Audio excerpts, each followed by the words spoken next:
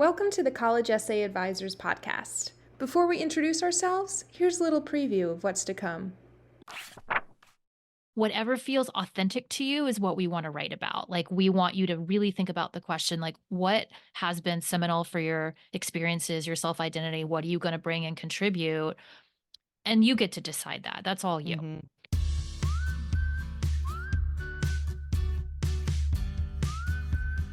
Welcome to the College Essay Advisors podcast, an ongoing exploration of how to write admissions essays that get you noticed and accepted. My name is Stacey Brooke, and I am the founder and chief advisor at College Essay Advisors. My name is Becca Myers, and I am director of advising at College Essay Advisors. And today we're going to be talking about the diversity essay. The diversity essay is an assignment that has become more and more popular on college applications, and with good reason. Admissions, in addition to wanting to know things like your test scores, your activities, your transcript, they're also looking to get a sense of where you come from and how your experiences and background and identity impact what you're going to bring to campus. So that's really what the diversity essay is about. I think a lot of students panic over this essay because diversity is such a big word right now, an important word, but it often causes students to second guess themselves if they don't have what they consider to be like a clear front runner idea. So I thought maybe today we could talk a little bit about the diverse interpretations of the diversity essay. That sounds great. And I think it will probably help just first to sort of more specifically define what we're talking about when we're referring to the diversity essay. Um, it comes in many forms. Generally speaking, it's asking you about your background, your culture, your heritage, your experiences.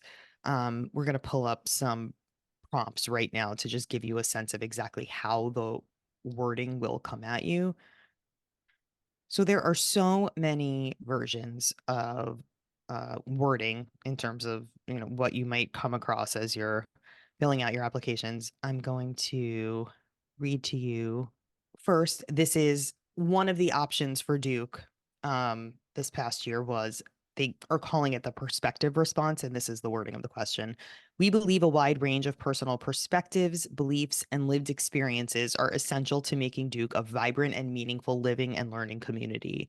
Feel free to share with us anything in this context that might help us better understand you and what you might bring to our community.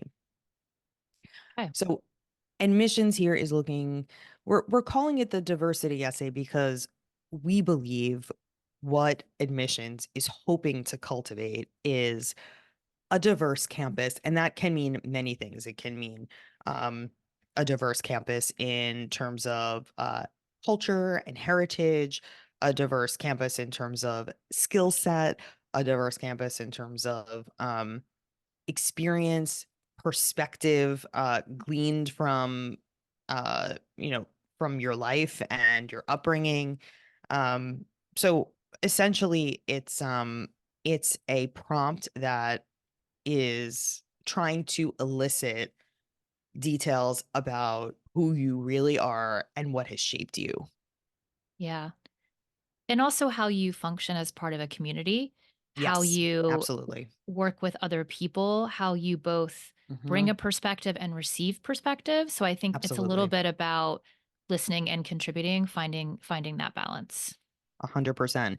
And I think that's actually kind of the key to how to answer diversity questions when you don't necessarily come from a background that is perceived to be part of diversity. For example, if you are not part of a minority group, that doesn't mean you can't bring diverse perspective to a campus. You absolutely can bring the perspective of an ally, an advocate, someone who is a proponent of diversity generally, someone who is a good listener, someone who understands why diverse perspectives are important.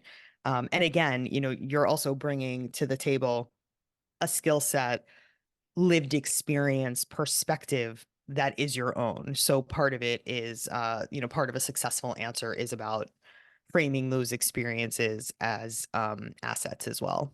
Yeah. And I think that you can answer this both like with long range experience. For example, if you had parents at home that spoke a second language, right? Or you Absolutely. can answer it probably with like a very meaningful extracurricular or summer experience. Like I think an Hmm. example I used on another podcast, well, not another podcast, our podcast. I only have this one podcast. I'm a busy lady. Um, was the summer I worked at Disney World and I went as part of the Hmm. college program and I was pretty like privileged white kid from UNC Chapel Hill and I working at Disney World.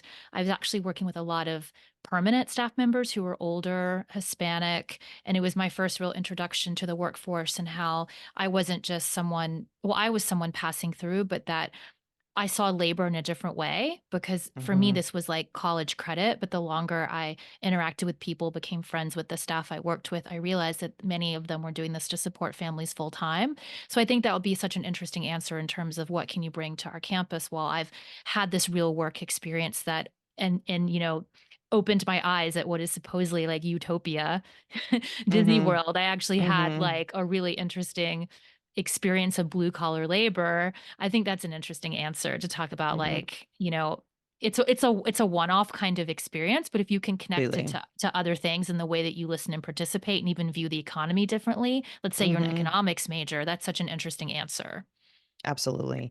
And it's also a great example of how, really, for any college admissions essay, an anecdote or an isolated experience from your life can serve as a reflection of how you think and what you believe overall. You don't have to try to encapsulate your full life in a single 200-word diversity essay. Obviously, you can zone in on something that's representative of how you live your life and how you see the world. Yeah. Hi, folks. I hope you're enjoying this episode so far. Stacey's about to read a prompt from Harvard's 2023 supplement. I just pulled up the Harvard diversity essay, which is quite direct in terms of what it's asking. Harvard has long recognized the importance of enrolling a diverse student body. There we go. How will the life experiences that shape who you are today enable you to contribute to Harvard? So again, that is it's very clearly laying out for you that Harvard wants a diverse student body, so they want to hear from you how you believe you're bringing a diverse perspective. And they also want to know, as Becca has suggested, how you're going to engage with a diverse community. Can you give us a sense of what you're like in a community um, with varied perspectives on hand? Yeah. There's a more literal or interpretation of the diversity essay that applies to a lot of people, which is, how does your culture, history, background, heritage, make you a candidate who will bring diverse representation to the community? And this is a helpful place for Mm. students that might be feeling affected by the Supreme Court decision, right? When admissions officers won't see that checked box, this is a place that you can acknowledge if I mean I don't have the wording in front of me. I'm sure it was something about if it's relevant to your experience. It seems like this Yep. is a place where they're directly asking that. How has this shaped you and how will you then shape, How will it what contribute to your how yes, college yes, experience, or how will it yes. impact what you bring and what you learn? And we had a lot of questions this past year after the decision came out about whether or not we recommended mentioning culture, background, heritage at all based on the Supreme Court decision. And the answer is emphatically yes, yes, yes, do it. This is a place where you can communicate how your background has affected you. And, if you are a minority, if you are um, from a minoritized community, almost certainly that has affected how you see the world, what kinds of experiences you've had or haven't had in your life. So definitely take the opportunity to talk about that here. But also with the understanding that, like, if you're a Black student, for example, you don't have to feel the enormous pressure. There's no, like, mandatory requirement to talk about being Black in the world. If you, for example, let's say you play Magic the Gathering, you're like a female student, you're Black, you play Magic the Gathering with a bunch of dudes, and you've done this for years, and you wanna talk about what it means to be the one female in the room in a game that maybe is fantasy world that's been more traditionally geared towards men. I think that's super interesting. You don't have to necessarily talk about what it means to be a Black woman in the world. That's totally up to you.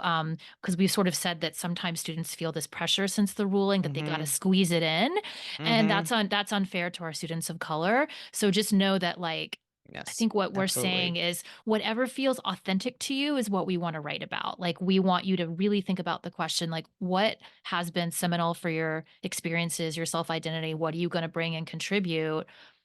And you get to decide that. That's all you. That also brings up a good point about how to approach diversity from maybe a non-traditional standpoint and how to define community in a way that allows you to showcase your diverse experiences.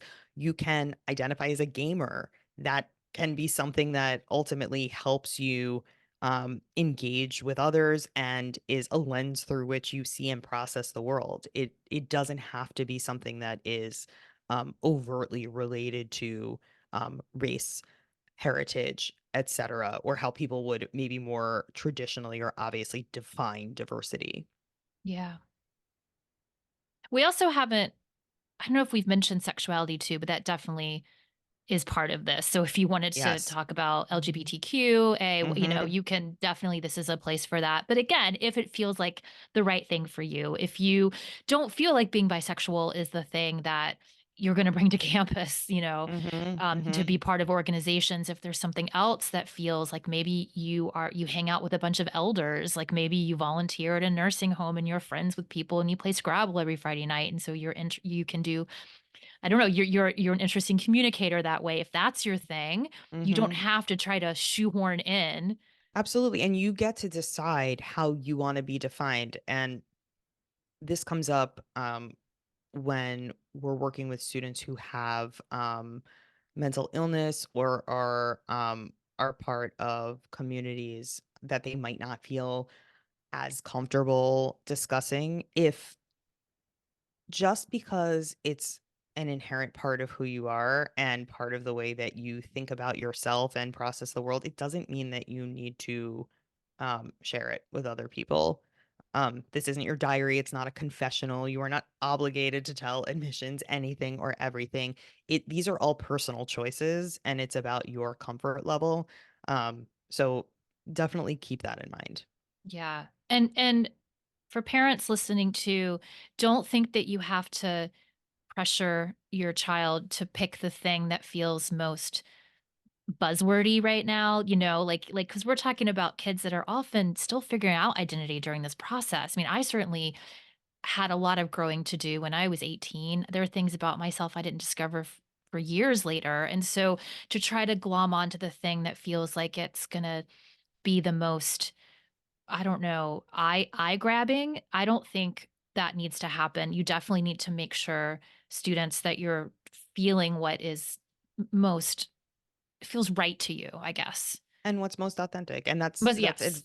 that's advice for every essay you're gonna write. It's about sincerity, and authenticity is palpable in these pieces when admissions reads them. So, I think if you trust your gut and you're honest with yourself and what you feel is important to you to communicate, you can't go wrong.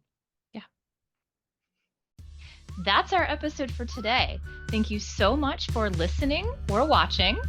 If you like our content, please like and subscribe to follow us for more. Happy writing!